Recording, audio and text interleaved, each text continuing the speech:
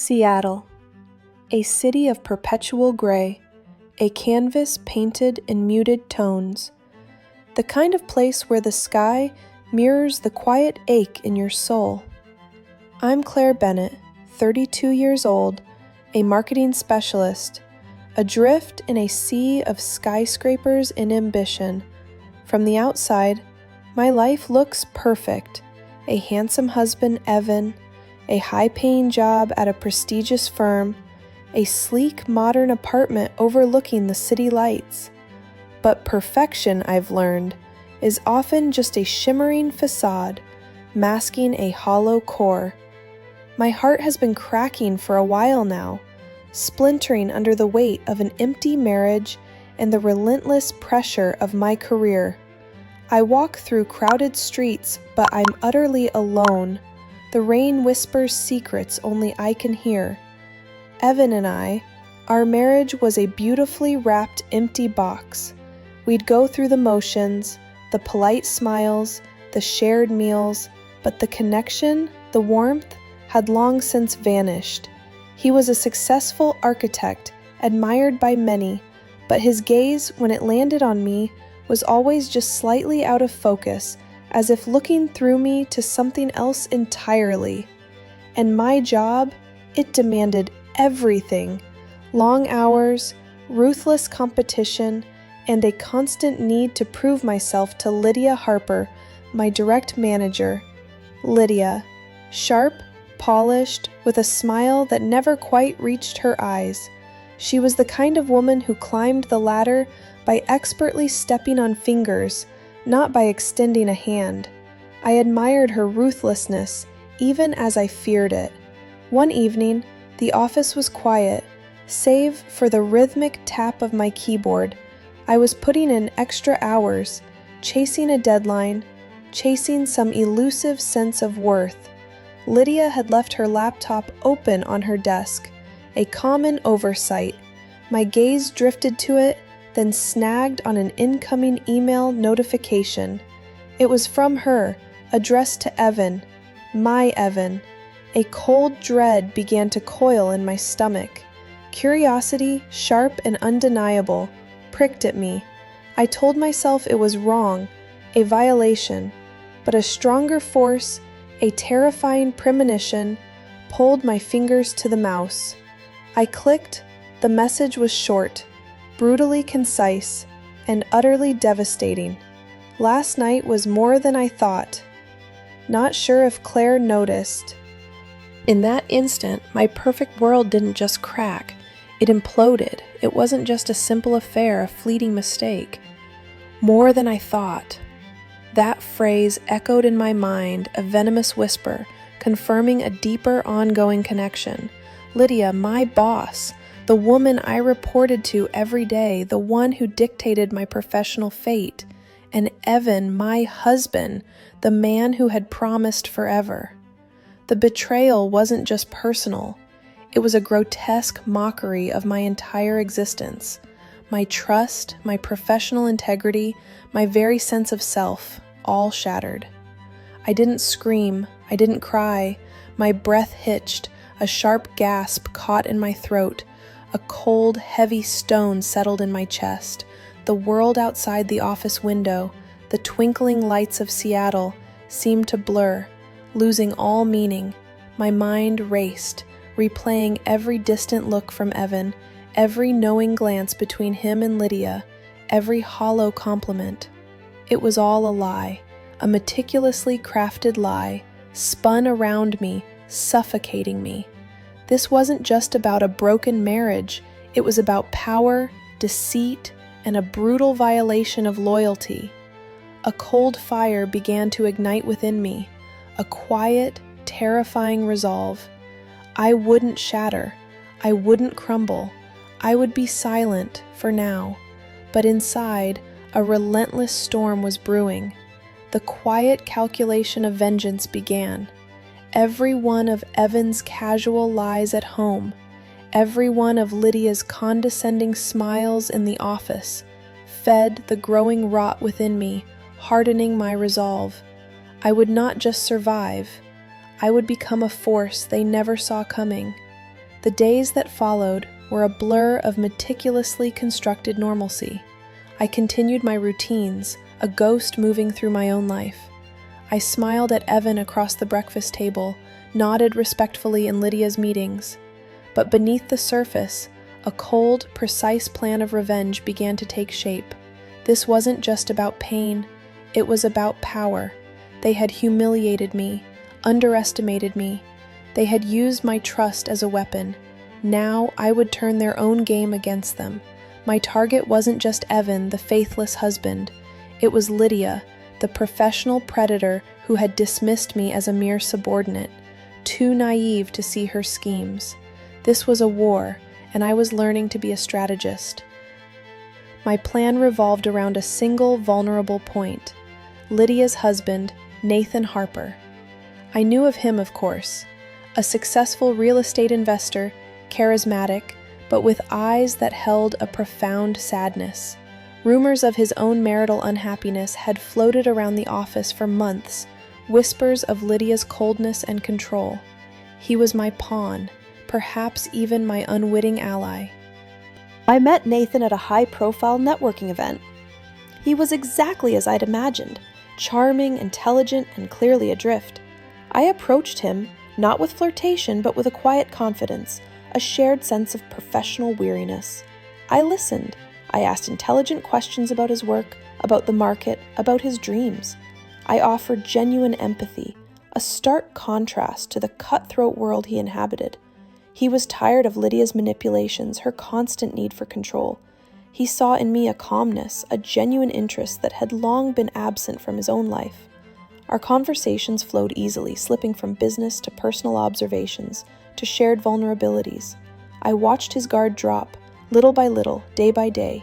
Our growing closeness wasn't just a blow to Nathan's turbulent marriage, it was a direct assault on Lydia's meticulously crafted facade of a perfect life. My inner voice became a chess master, moving pieces across a psychological board. Every casual coffee with Nathan, every shared laugh, every late-night text exchange was a calculated move. I wasn't just seducing a man, I was dismantling a carefully constructed empire of lies. My emotions were locked away deep behind layers of steel. This was about logic, about execution. Revenge has no rules, my mind whispered, cold and precise, only a price. I knew the price would be high, I just didn't know then that it would be paid in parts of my own soul. I was crossing lines I swore I never would, but the image of that email, Lydia's smug smile, Evan's cowardly gaze, it burned away all hesitation. This was my justice. A dangerous game, yes, but I was finally playing on my own terms. My every breath was a step forward, every thought a strategic maneuver. The deeper I got into the game, the more isolated I became. My life narrowed to two things: the meticulous execution of my plan and the carefully constructed facade I presented to the world. Evan's presence in our apartment became a suffocating reminder of his betrayal, each empty word from him fueling my silent rage. Lydia, oblivious to the storm I was brewing, continued to treat me with her usual condescension, a thin veneer of professionalism barely hiding her contempt. Every smile she gave me, knowing what she had done, felt like a fresh cut. My closest friend, Sophie Nguyen, sharp-eyed and intuitive, began to notice. She saw the subtle shift in me, the hardened edge beneath my carefully composed exterior. Sophie knew Lydia better than almost anyone. She knew Lydia's ruthless climb, the quiet rumors of her stepping over people, covering up her own errors, taking credit for others' work. Lydia's entire career, Sophie hinted, was built on a foundation of ethical compromises. Claire, I found these. Lydia's old files, proof of a lot of things. Plagiarized campaigns, doctored reports, even some internal complaints she buried. She's not just a tough boss, she's a professional shark. You could use these against her. My heart quickened. This was the ammunition I needed, irrefutable evidence to bring Lydia down. My fingers trembled as I took the USB drive from Sophie. But as I clutched it, Sophie's next words hit me like a physical blow. But Claire, if you use these, you become just like her. You really don't want to go down that dark path. Her words pierced through the icy resolve I had built around myself. Just like her, the thought was repugnant. Was I truly becoming the monster I sought to destroy? Was revenge corrupting me, twisting me into something I despised? For a fleeting moment I faltered, a tremor of doubt shaking my carefully constructed fortress. What am I, then? A victim? Or already as bad as she is? The moral dilemma clawed at me, a sharp pain in my chest, but the image of Evan's betrayal, Lydia's callous disregard, they quickly burned away my hesitation. The fire of vengeance roared louder than Sophie's warning. I pushed the doubt down. I had to. There was no turning back now. As my plan progressed, something unexpected happened. Something that shattered the carefully controlled emotional distance I had maintained. Nathan fell in love with me. A genuine, vulnerable love that surprised us both. He spoke of a future, of leaving Lydia, of building something real with me. His gaze, unlike Evan's, was warm, direct, filled with a tenderness I hadn't felt in years. He saw me, not just a means to an end. For the first time, I felt a wrenching emotional conflict. Was this just a cold, calculating game, or was I falling into my own emotional trap? Was I starting to feel something real for him, something that transcended the bounds of my meticulously crafted revenge? This unexpected emotional entanglement was a dangerous complication, a crack in my ruthless exterior. It made the loneliness I felt even more poignant, as if reaching for something real might just make my ultimate isolation more profound. And then, the bombshell. During a critical company-wide presentation, Lydia, standing confidently at the podium, dropped it like a grenade. And on a personal note, I'm thrilled to announce that I'm expecting. A collective gasp swept through the room. My own breath caught in my throat. Hamila.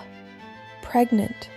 The word echoed in my mind, a chilling pronouncement, and the immediate, agonizing question that screamed in my head. Who was the father? Evan? Nathan? Or perhaps another of Lydia's hidden liaisons? The uncertainty was a cruel twist, a gut punch that rattled me to my core. My plan, so carefully constructed, suddenly felt flimsy, incomplete. This wasn't just about revenge anymore. It was about an innocent life caught in the crossfire of a complicated, destructive web. I was no longer just seeking vengeance.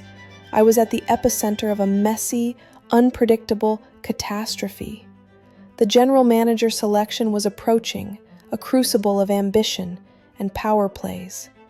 Lydia, seeing her position threatened by my rising profile, and possibly by her own complicated personal life, played her final, desperate card against me. She orchestrated a calculated sabotage, leaking fabricated documents to upper management, falsely implicating me in failed past projects, and inflating my expenses. Her aim was to destroy my reputation, to make me seem incompetent and untrustworthy. It was a vicious, underhanded attack designed to cripple my career and ensure her own rise. But I was ready. The USB drive Sophie had given me, the one with Lydia's dark secrets, felt heavy and powerful in my hand.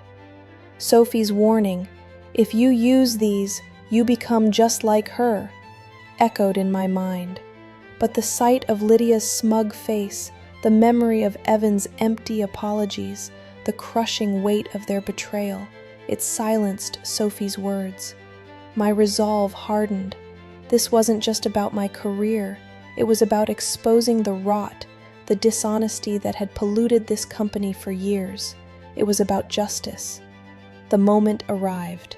In a private meeting with the CEO and the board members, Lydia, confident and sneering, presented her fabricated evidence against me. She spoke with a venomous sweetness, her words designed to poison their perception of me. When she finished, a tense silence filled the room. Then it was my turn. My voice was steady, calm, betraying none of the furious storm raging within me. I laid out Sophie's files, each document a damning piece of evidence: doctored reports, ghost employees, misappropriated funds, sabotaged projects, even a record of Lydia intercepting and manipulating competitor intelligence. Her entire career, built on a foundation of deceit, crumbled before their eyes. The CEO's face, initially impassive, grew increasingly grim with each revelation. Lydia's carefully constructed world imploded right there. Her face, usually so composed, contorted in a mask of shock, then disbelief, then pure, unadulterated fury. She tried to interrupt, to deny, but her words caught in her throat. She was publicly disgraced, stripped of her power, her ambition, her very identity in that corporate arena. She was fired on the spot, her career annihilated. I watched her, watched the mask shatter, and felt a cold, deep satisfaction. The woman who had caused me so much pain, both personally and professionally, was finally brought down by her own corruption. Later, Evan came to me, his face drawn, his eyes pleading. He mumbled apologies, hollow words of regret. He begged for forgiveness, for a second chance, for us to fix things. But his words meant nothing. He hadn't just betrayed my trust. He had dismissed me, taken me for granted, made me feel insignificant. You weren't just disloyal to me, Evan. Worse than that, you never even took me seriously. I was never a game piece for you to move around. His pleas were empty echoes in a space where my heart had once resided. I felt nothing. No anger, no pity, just a vast, cold emptiness. He was irrelevant. I had won.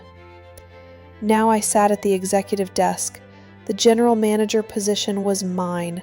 The power I had craved, fought for, was firmly in my grasp. The city lights outside my new corner office seemed to sparkle brighter, a testament to my victory. I had dismantled my enemies, risen from the ashes of betrayal, and claimed what I believed was rightfully mine. But as I looked out at the sprawling, indifferent city, a chilling realization washed over me. I had achieved everything I wanted, and I was utterly, profoundly alone. My new office, high above the bustling streets of Seattle, offered a breathtaking view of the perpetually rainy sky. I had done it. I was powerful. The revenge was complete. Lydia was gone, her career ruined, her personal life a public spectacle. Evan was out of my life, a ghost of a past I barely recognized. The battlefield was clear, the victory mine. But what had I gained? Lydia was vanquished, but her shadow stretched long.